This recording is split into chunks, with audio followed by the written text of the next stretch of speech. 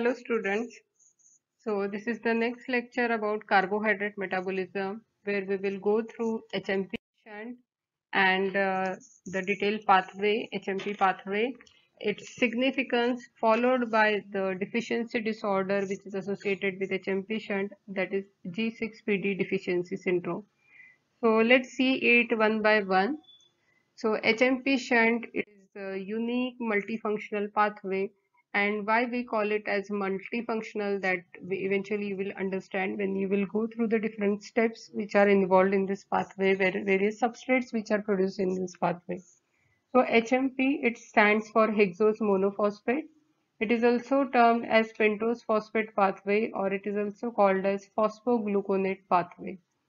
This is an alternative pathway to glycolysis, means glucose, instead of entering into the normal glycolysis pathway, may enter into the alternate arrangement or the alternative pathway. So that is HMP shunt. All the enzymes which are required for this are present in cytosol. So this pathway takes place in cytosol. In this pathway, there is a simple oxidation of glucose, and there are like in this pathway it starts with first of all glucose 6 phosphate, which is produced by phosphorylation of glucose, and in this pathway as such no ATPs are directly utilized or those are produced. While in this pathway there are some interconvertible substances which are produced, and these interconvertible substances may again move on in different directions, means which may be utilized in some other pathways in some other metabolic reactions.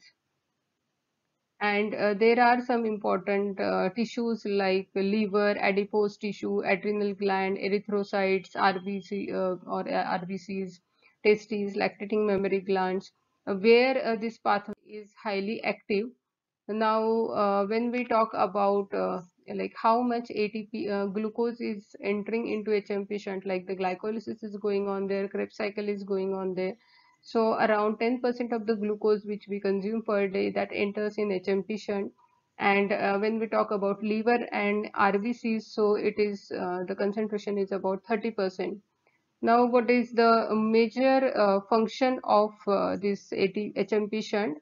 So, it is mainly involved in generation of reduced NADPH as well as pentose phosphate, which is required for nucleotide synthesis.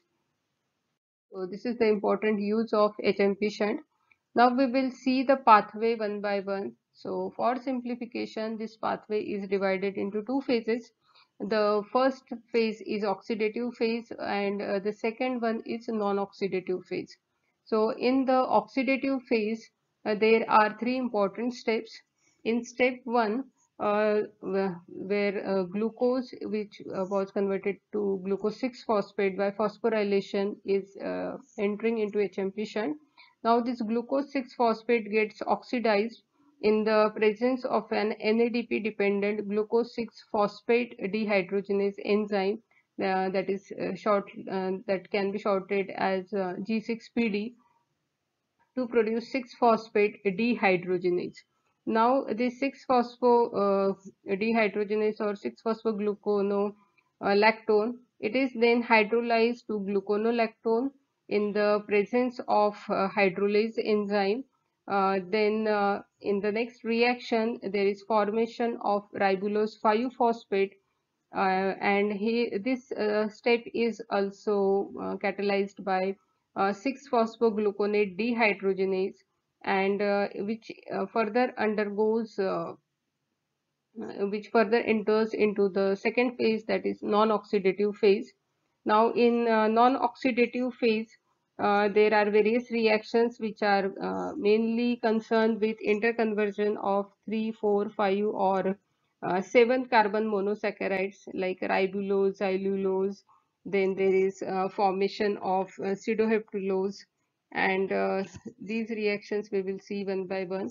Here, transketolase is an important enzyme which takes care of all the various interconversions. So this is the overall HMP shunt. So here you could see that in the step 1, glucose 6 phosphate is converted into 6-phosphogluconolactone in the presence of G6PD, that is glucose 6-phosphate dehydrogenase enzyme, which is an important enzyme which catalyzes this HMP shunt. So it is important for conversion of glucose 6-phosphate to 6-phosphogluconolactone. If there is absence of this enzyme, this HMP shunt won't start. So keep this point in mind. I will be referring to this in the next slides also. Then in the next phase, this 6-phosphogluconolactone is converted to 6-phosphogluconate, and there is hydrolysis takes place in this step. Then 6-phosphogluconate gets converted into ribulose 5-phosphate, and it further, in the presence of ribulose 5-phosphate, isomerase forms ribose 5-phosphate, or in the presence of ribulose 5-phosphate, epimerase is produces xylulose 5-phosphate. So in this way, these 5-carbon monosaccharides are produced, and later on the second phase, non-oxidative phase, starts, where in the presence of different transketolase enzymes, it leads to formation of pseudoheptulose 7-phosphate, that is the 7-carbon containing monosaccharide, 3-carbon containing glyceraldehyde 3-phosphate, then 6-carbon containing fructose 6-phosphate, 4-carbon containing erythrose 4-phosphate, then there is fructose 6-phosphate, the same one G3P is there. So in this way, through different rearrangements with the help of transketolase enzyme, the monosaccharides having a different number of carbon atoms are produced. Here, these important sugars which are produced, like glyceraldehyde 3-phosphate, fructose 6-phosphate. So what will happen with them? So they may enter into glycolysis pathway. They will enter into glycolysis pathway, and they may be further metabolized through this pathway through glycolysis and followed by Krebs cycle. And in this way, they act as a like precursor for these. HMP shunt produces precursors which are important for other metabolic pathways.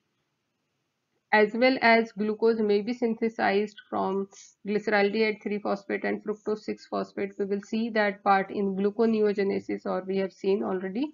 So through gluconeogenesis, these two molecules will be utilized to produce glucose also.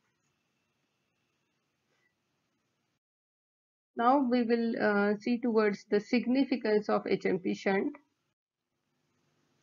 So first of all, in HMP shunt, two important molecules are produced, that is NADH and the sugar one, the pentose sugar. So these two important are the byproducts, or these are the important products of this HMP shunt pathway. Now we will see their importance one by one. The first of all, pentose sugar. So what is the use of pentose sugar? So like hexose is converted here to pentose, which is important, like that is ribose 5-phosphate. And this pentose or its derivatives, they are used in the synthesis of nucleic acids like RNA and DNA, as well as various other nucleotides like ATP, NAD+, FAD, coenzyme A. So there this pentose sugar is important, and the skeletal muscles, they are capable of synthesizing pentoses, and there are only first few enzymes of HMP shunt are active, like the other enzymes like transketolase, it just plays the role of interconversion. So it appears that the complete pathway of HMP shunt may not be required for the synthesis of pentoses, like in the first few steps only the pentose sugar is produced. Then the second important outcome of HMP shunt is NADH. So what is the importance of NADH? It is required for the reductive biosynthesis of various fatty acids as well as steroids. So it is more active in the tissues which are concerned with lipogenesis, for example adipose tissue, liver. So here it is more important. Then the next use of NADPH is in the synthesis of certain amino acids which involve enzyme glutamate dehydrogenase. Then we are having their role in detoxification of drugs and foreign compounds by cytochrome P450, which requires NADPH. Then NADPH is also required for phagocytosis. Then it plays an important or essential role in the maintenance of integrity of RBCs, RBC membrane, and to keep the iron in ferrous state. So that is the important or special function of NADPH in RBC. And if NADPH is not there, obviously you could correlate that the integrity of RBC will be hampered. So NADPH is very much important to for this erythrocytes or RBCs. And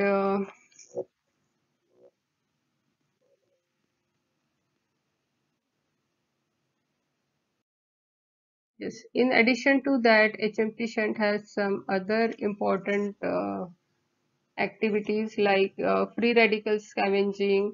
So what is this properties are about? So when we see that the various free radicals which are produced in the body, so they are reduced by glutathione, and for regeneration of this glutathione, NADPH is essential. So there is continuous production of free radicals, and what will happen? So it is going to destroy DNA, proteins, certain fatty acids. So these free radicals need to be inactivated by some enzyme systems, and the main enzymes are glutathione reductase or glutathione peroxidase, and these two enzymes require NADPH. And it is a high energy molecule, NADPH, and electron donor. So it is also important during fatty acid, steroid, hormone, and bile acid synthesis. And in addition to that, it do have several protective mechanisms. Now let's see the deficiency disease which is associated with this HMP shunt.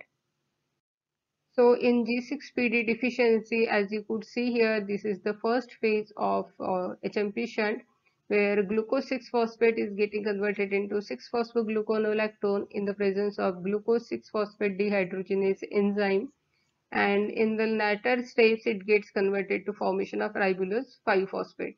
So in the first step, where glucose 6-phosphate dehydrogenase is required to enter or to make the entry of glucose 6-phosphate into HMP shunt, if it is absent, so what will happen? So there are going to be some important consequences of that. In the deficiency of G6PD, there will be obviously no formation of pentose sugar, as well as there will be no production of NADPH. And as I told you in the previous slide, that NADPH is required for maintaining the integrity of RBCs, erythrocytes. So if there is no NADPH, there will be hemolysis. The RBCs will break down. So this is termed as G6PD deficiency syndrome. Now, there are certain clinical manifestations or clinical symptoms of this disease. Before that, we will see that what is G6PD, why it happens. So, it is inherited X-linked recessive disease, and it is due to lack of this particular enzyme G6PD. And it is the most common enzyme which is related to hemolytic anemia. Approximately 400 different mutations affect G6PD gene, but there is only a few which can cause clinical hemolytic anemia. And in these patients, they have increased resistance to infestation by falciparum malaria also. So it means if there is G6PD deficiency, those people will be resistant to malaria, which is caused by falciparum malaria. Now, in G6PD deficiency, as we have talked about, it helps RBCs to function normally and protect them from harmful products which accumulate or on consumption of certain medications. So, when there is lack of G6PD, it will cause premature breakdown of RBCs, that is termed as hemolysis, and it may lead to further hemolytic anemia. So this is about HMP shunt and the associated disorder G6PD deficiency with it. I hope the pathway and its significance followed by the uh, deficiency disorder with it is understandable by you. So thank you for joining the lecture.